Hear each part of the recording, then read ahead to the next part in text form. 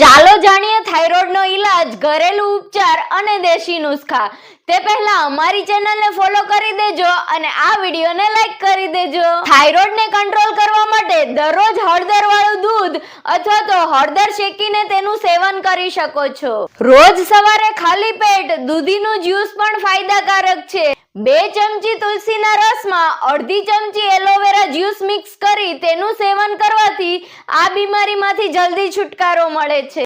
ડુંગળીને વચ્ચેથી કાપી તેના 2 ટુકડા કરી લો અને રાત્રે સૂતા પહેલા થાઇરોઇડ ગ્રંથિની આજુબાજુ મસાજ કરો। વાટેલા લીલા ધાણા 1 ચમચી 1 ગ્લાસ પાણીમાં નાખીને પીવો, તેનાથી તમને થાઇરોઇડમાં રાહત મળશે। થાઇરોઇડ માટે કાળા મરીનું સેવન પણ ફાયદાકારક છે। બદામ અને અખરોટના સેવનથી ગળાના સોજામાં પણ આરામ મળશે। રાત્રે સૂતા પહેલા 1 ચમચી અશ્વગંધા ચૂર્ણ ગાયના દૂધ સાથે સેવન કરો।